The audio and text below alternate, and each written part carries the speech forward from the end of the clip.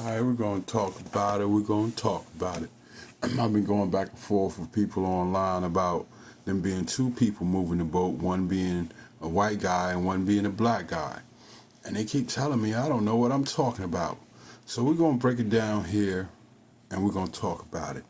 I blew up the video and I'm going to track the white guy and I'm going to tell you what he's doing as he's actually the one moving the boat. So we're gonna go here. See this guy right here? He's down there, he's untying the boat. Now you gotta see, this is gonna block a little bit. See him stand up? Now he's pulling the boat. He's the one pulling the boat. The black guy is at the stern, right here. You gotta look through there. This is the black guy. He's holding the rope there. He's telling him to pull it forward. Now, he's standing there, he's guiding the boat, he's keeping it close to the dock. He has the thing in the hand. He bends down here, this is where they stop though, and he bends down there. Let me see. He bends down, and this is where he's gonna, see he's pulling the boat. He's pulling the boat. So that man, there is two people there. He's at the stern, and the black guy is at the bow. And he's pulling the boat. See it moving? The black guy is pulling it from the back. So it's two people moving this boat, but they only approached one. That's why we say racism is the cause of them attacking that black man. Because they did nothing to him. You see him pulling the boat? See him pulling it? Okay. So people can stop saying that it was only one guy, it was two, because you cannot pull a boat from the bow and it not being tied down in the front without the front of the boat drifting away from the dock. So the second person, which is the white guy in front of the dock, in front of the boat, is keeping it where it doesn't float off, where the stern doesn't float off away from the dock or the pier, or whatever you want to call it. So that's that, right? Now also, the captain of the ship also gave his account. We're gonna go there. On the phone, we have the captain of the Harriet II, Jim Cottrell. Hey, Jim, how are you this afternoon? I'm fine, good, thank you. Yeah, good to hear from you. I did not, for folks out there listening, we didn't plan this. So I really appreciate you calling in here. Can you describe from just your perspective what the heck happened this weekend? Yeah, I can tell you pretty much. We were coming into the dock for our Saturday cruise. It was a 5 to 7 cruise. I had almost 200 people on the boat. And coming into the dock, and I could see that there was a pontoon boat that was too far back to allow me to position the boat to use a disembarkation ramp to get the people off the boat. So I got on the PA. I'm hovering in the water out there right beside the pontoon boat. I got on the PA and said, could y'all please move your boat up a couple feet, 4 feet, so I can get the boat in here to get these folks off the boat. And nothing happened. So I did that about 5 more times, and still they're just looking at me. So finally I said, okay, now I'm going to call the police to get your boat moved. And when they get down here, they're going to see the alcohol that you have on your boat. I said, I don't think you want that, so move your boat before I call the police. And they started shooting birds at us. Oh, no. So I called them. Oh, so they told him to move the boat, or they called the police, and that family gave him the finger. That shows you the mind state of that family already. Police. And we waited there for a while. I called them at 6:59. And so we waited for a little bit, waiting for the police. There was a whole line of security guards up there at the park, just right above the dock. So we waited for a little while, and then the guys left. that were on that boat. They left the boat and just left the park, or they left the dock. So I assumed they were gone. So Stewart, who captains the pedal boat, was there, and I knew he could get his boat in and out of that area. So I called him on the phone and said, "Hey, Stewart, man, can you come over here and get a couple of my deckhands, drop them off on the..." See, he said a couple of his deckhands, not just one, a couple, two. Dock, and let them move that boat for me so I can get my boat in. He said, "Sure." So the captain gives him the authority to move the boat. And yes, that deckhand has the authority to move that boat. Security guards would have the authority to move that boat. He's going to explain it to you in a second. Sure, so he did. And then so my two deckhands went over there. Two deckhands. One of them was my senior deckhand, my first mate. He was the one that was attacked. So the black guy is the first mate, so he's second in command. They went over there. They know how to move a boat. And in the boating world, boaters are generally, very friendly. Right. And in the boating world, it's common. If you have to move somebody's boat, it's not like it's nothing to get upset about. Oh, so this is normal behavior, moving someone's boat.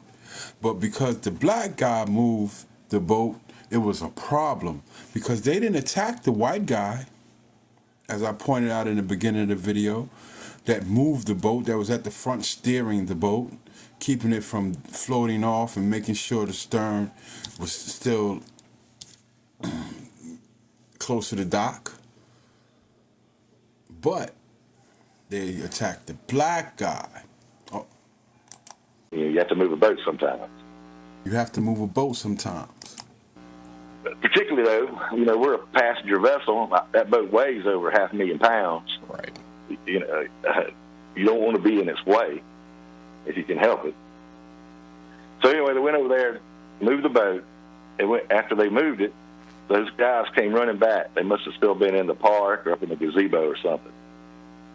And the one, at first there, I thought maybe they were going to have a little discussion. It was going to calm down.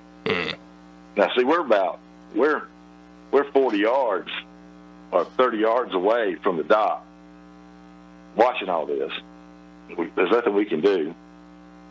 And about that time, another guy comes running up, and then within a minute or so, it was all out brawl. And then I saw some more guys coming. I said, "Oh, thank God, they're going to break it up." But instead of breaking it up, they jumped on him too. So at one time, it was like six, 7 guys on my deckhand who was just trying to move the boat. So this went on for a minute. Some people came from the plaza and helped pull some guys off of him. He got away for a little bit there. Things started to calm down a little bit, and the police showed up. And I said, okay, it's going to be okay. And my deckhand came back over and motioned me to bring the boat into the dock, that everything was calm. And by this time, I said it was already a half dozen police officers on the dock. This is about 15 minutes later. And so we started bringing the boat in. And as soon as the boat hits the dock, some of my crew who saw my first mate, Damien, being attacked, felt they had to retaliate, which was unfortunate. I wish we could have stopped that from happening. But when you see something like that, right, and it was difficult. It was difficult for me to sit there in the wheelhouse watching him being attacked. And the whole time I'm on the PA, stop, look, the police are here, stop. But they wasn't even stopping them. So once we get to the dock, and then that's when a little bit of the... So the police were there and didn't arrest those white people for jumping on that first mate? So they got there before the people got off the boat to start the fight, and they hadn't arrested those white people yet? Melee started, and finally the police got control of it. I'm just so thankful nobody had a weapon. Likewise. Well, and I'd imagine, I appreciate you telling us all that. I'd imagine from just seeing what I saw on the tape that The guys that all y'all who work together, y'all seem pretty tight. Like this isn't just a day job. Like these are folks that it's a kind of a work family, right? Well, they're shipmates. Shipmates is, Right. Different than most jobs where people work together and go home. Some of these crews, like we just got back from bringing the boat back from Mobile. We were on there for 7 days. All spend the night watching movies, when we're doing the work, getting the boat up. Being a team, and cleaning the boat too, coming up the river. Well, So shipmates are like a team, and I want to make one point. I do want to make is Sure. It wasn't a black and white thing. I had every single white crew member, male, on the boat was on the dock. I mean, it wasn't like this was our crew upset about these idiots, Right. basically. And this group, this is So I understand too. He's saying his crew wasn't about a race thing. They jumped on their shipmate. Because white people went out there to help too. And I feel, and okay, I'm with that. But that first initial attack on that first mate on the dock, that was 100% racial. same group that comes every year.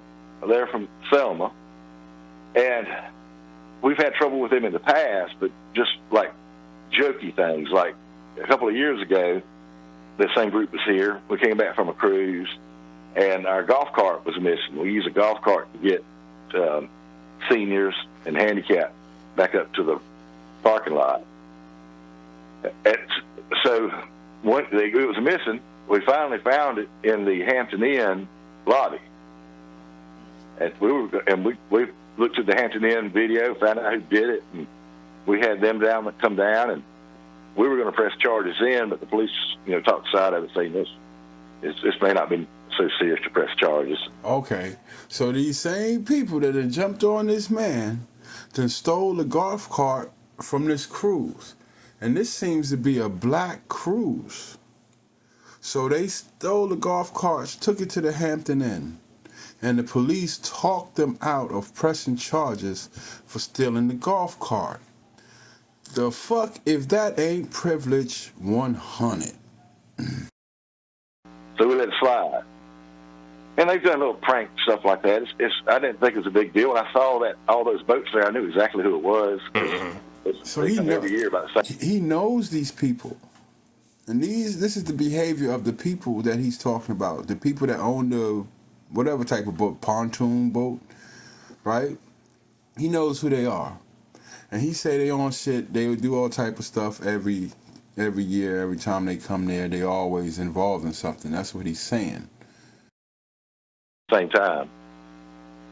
Well, unfortunately, they're getting They probably, from what I saw, the moment where you said it's your most senior first mate, you're saying, who is the gentleman who's attacked initially, and they're ganging up on him. I'm like, okay, y'all just crossed a line there where you kind of got what's coming to you. I hear where you're kind of trying to keep everybody back, like the police are coming. Let's not make this worse than it should be. But I think folks. That is the truth. See, I believe in truth versus reality. Because truth and reality are always not the same thing. Truth is, they should have jumped on that black man. Truth is, those people shouldn't have got off that boat in retaliation. But reality is, black people are damaged in this country. We killing ourselves. You understand what I'm saying? And it started with white people killing us first. So first the white people kidnap us and bring us over here and kill us and hang us and force us to work with no wages, death if you didn't. Now we're damaged. Now we're killing ourselves. Do you think we give a fuck about going to jail for kicking their ass? When black people got out of slavery, we didn't hold grudges because of slavery. We built our own towns. We just want to assimilate and fall into the area that we were held captive. It had been a great tax basis too, but America's racism wouldn't let them see that. But Here we go. Now the black community is in a state of chaos. 100% of black culture today comes from pain and trauma. And this is the effect of pain and trauma. So, reality is, them black people got off that boat and was like, look, we not having it. You jumped on that old black man for no reason. Now you're going to get the same thing you gave to him. That's reality. Truth is, it should have never happened. But reality is not always the truth, and truth is not always reality. They're now doing some internet detective work, and they've already figured out exactly who these people are. Right. Oh yeah, we know exactly who they are. We're pressing charges. I'm pressing charges, and the white crew member that I had on the dock that was helping. He's just a young guy, you know. He looks big. White crew member that's just a young guy. He looks big. He sent 2. But they didn't attack that white guy until he started to try to assist the black guy. Because we all know, history teaches us that racists and white supremacists will kill their own if their own attempts to assist a black person, whether it be in politics, anything. They killed their own presidents. You know what I'm saying? You killed your own presidents. Big, but he's just a kid still. He's like 16. And big guy that I was pointing out with the red vest on, he was only 16. Their family's pressing charges. So, well, we know exactly who it is, who did it. And this is after what? There was a huge journey y'all had to do after getting just updates and maintenance done. There was that big 22-day quest back up the river. So, I know, these journeys have been going on now since we've had it back since February. And I don't know. I just don't want this to put a bad taste in anybody's mouth. I've been on the Harriet 2 several times. It's an incredible thing y'all do. It's a great way to have fun and see that part of our city. And I just encourage folks, take out of this to go buy more tickets to the Harriet 2 would be my advice. Well, that's the thing, man. One of the most amazing, I used to run this boat, the Harriet. I ran it in Savannah, Georgia, 5 years as Savannah River Queen. And in Savannah, we carried mostly tourists. Like 99% of it was tourists. Here, it's more local people riding, and we get. You'd be amazed. It's I want to call it the love boat sometimes because people would come on there. We had different races come on there, and by the end of the cruise, they're patting each other on the back, shaking hands, hugging each other, just by having a good time on the boat. And that's what we want to get back to. We just don't want this thing to get out of control as being a black and white thing. That's not the case at all. Yeah, I do want to say this, man. I want white supremacists and racists to understand this. Black people don't want revenge for slavery. Black people don't want revenge for Jim Crow. Black people don't want revenge for you hanging our ancestors. Okay? We would like to be, have some type of restitution because you put us in a bad place. Black people did not get into the condition that they are today on their own. Everything in black culture today is reactionary. And it's reacting to the white supremacy, discrimination, and racism in the country. Everything that you hate about us, you love about us. And it's crazy. You love things that we do and we create, but you hate us as a people. So we want to get along. We don't have a problem with y'all, man. Y'all problem is with us. Your problem has always been with us. So we react to that. The condition, gang violence is a reaction to being in this country. Poverty is a reaction to being in this country. I'm just speaking on in this country. We did not get here by ourselves. Redlining put us here. Jim Crow put us here. There's people today fighting for land that was stolen from maybe their second, third grandmother, stolen by their neighbors. Some of those people were killed and their land stolen and just sat upon. That's what's going on in America today. That's why they're against critical race theory. Because it's going to tell those stories. And those stories need to be told. We've had a bad life here. So life is bad for us now. I'm grateful for the people that get their mind state changed, because it's a mind state that we're stuck into now, right? And we got Greg Foreman and Officer Tatum. I admire them for being able to pull themselves away from what's the normal in the black community. I admire that. But you can't forget about the ones that can't get out, or their mind hasn't seen it. They haven't been awakened yet.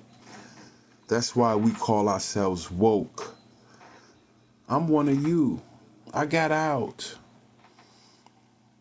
I'm doing good in life. I'm not hurting other black people. I'm talking to the youth. I'm helping. I have your mind state. But the difference between us is I don't forget about the people that are left in that situation. And I live in the belly of the beast. And I still have this mind state. And I can maneuver through the belly of the beast because I come from it. But I woke up. That's why I stand so hard on y'all stop aligning wokeness with homosexuality and sexual agendas. Because that's not what wokeness is about. Being woke, we tell our children, keep your eyes open, be woke. But we can't tell that anymore because now it's associated with sexual agendas that we don't support. We fight the same demons y'all fight in a way. We don't want our kids having drag sessions in their schools. We don't want our kids taught that a certain way of life should be protected, even though everything about our life disagrees with it. We teach our children that you are what you are. And that's all the control you have is what you are. If I had a gay son, man, I don't know how I would take it. I don't, because I don't have one, so I can't speak on it. All right? But I wouldn't hate him. We don't hate gay people.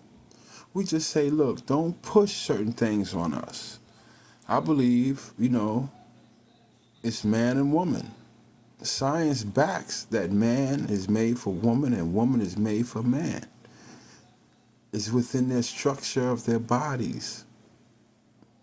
Now, everything else is a mind state. It's how you feel, how you think. And like I said, the truth and reality is not always the same thing. It was shipmates that were trying to take up for their hurt crew member. Amen. And it was brutal. It was brutal to watch. Sure. When you can't do anything about it, when you're out there in the water. Because we had one of the crew that swam over there. Yeah, I saw that. And he's just a young guy. Right. Well, I'm like you said, it could have been worse, and it's a what? See, that's why they don't want critical race theory in the schools, because you see that young white guy, he was prepared to stand up for his shipmate. That black young guy was prepared to stand up for his shipmate. We out here, we do work together, black people and white people. All white people don't hate us. All white people are not racist. But until they show their traits and characters, we just can't take it for granted. Because I got white friends I love like brothers and sisters. Be in their house, their mothers know me, all that. I can go to their house, they're not even home, go in the house and make sure I say hello to their grandmother. And no telling what she may have done in her youth. But we're not all racist. And racism from black people is reactionary. Prejudices from black people is reactionary. Bigotry in black people is reactionary. They come with a cause. We don't have this bigotry and this racism and prejudice for nothing. We're going on what history taught us. And we are judging you by the content of your character today. Where did we put you? Like the rest of the racist white people? Or this is my friend and we are cool? The decision is yours because we're reacting to it. We're not in charge. We're not in the forefront. We're not at the lead. We are at the end and we're reacting of what trickles back to us. And this is how we're reacting in this country. That's why we think everything is racist, because it always has been. So it's not hard for us to say you did that because you was racist. They jumped on that black man because they were racist. We can say that because that's what history proves.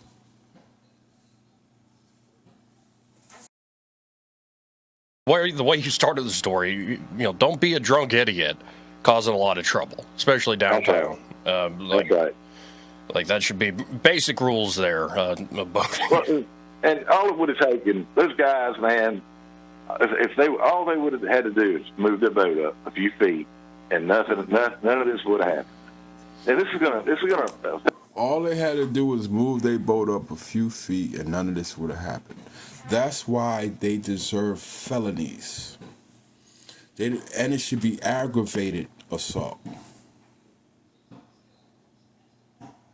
The crime fits the charge.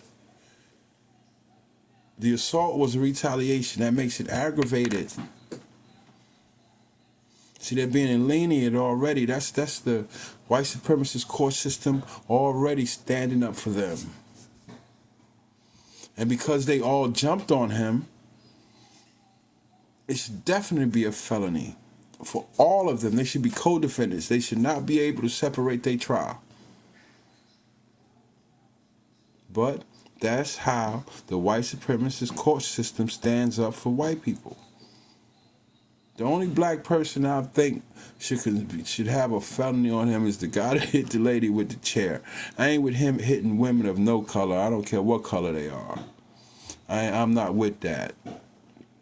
That's the only thing I didn't like. But that's the truth. Reality is he cracked her over the head with that chair. And I guess he's going to have to take what comes with that. But black people have been doing that forever. We don't mind going to jail because jail was a weapon against us at one time. There's people in jail now for 30 years that didn't do what they say. The court know they didn't do what they say. But they got to find a way to circumvent the law to get them out. The Innocence Project, 60% black people. We only 15% of the population. And the Innocence Project is 60% black people? And they say the system is not racist? Affect them way worse than it's going to affect us. Because, right. I mean, I know one of the guys there one of those guys apparently owns a gas station in Selma, and they've already gotten protests against that. I mean, they're going to be losing part of their livelihood just because they wouldn't move the boat up a few feet. It's just. Yeah, got to think it through, folks. You could lose a lot of privileges and quality of life in just a few minutes if you're too stupid about it. Racism doesn't care about that. We kill our own. Black people are killing each other at an alarming rate. But white people will kill their own too. So you think they give a damn? When that racism kick in, they ain't thinking about none of that. They were just like, black man, why are you touching our boat? You shouldn't even have your hand on our boat. You don't have an authority to touch my boat. How dare you? That's what their thinking was. Greg Foreman ain't gonna say that. Officer Tatum ain't gonna say that. They know that, but they ain't gonna say that. Because if it was a thing about the boat being touched, they would have, half of them would have been talking to the black guy, and half of them would have been talking to the white guy. And shame it even happened, but also it's just surreal. Like, I thought we were done being the center of attention Friday night, and now this is, well, the internet has enshrined this in history, so to speak. Right. But, the internet always wins in the end. But I appreciate you calling in, Jim. I really do appreciate it. I would not have had this sort of detail if you had not, so thank you for that, sir. You're welcome. And, folks, get out there and enjoy a Harriet 2 cruise sometime. And yeah, I'm out, man. We could talk about it. Hit up the comments, press the like button. I'm gonna try to grow something in this channel. I just think I'll be having something to say. Like I said, when I'm off work, I just be at home and I don't be having nothing to do. All right, man, stay woke. Wake up! Wake up! Wake up! Wake up!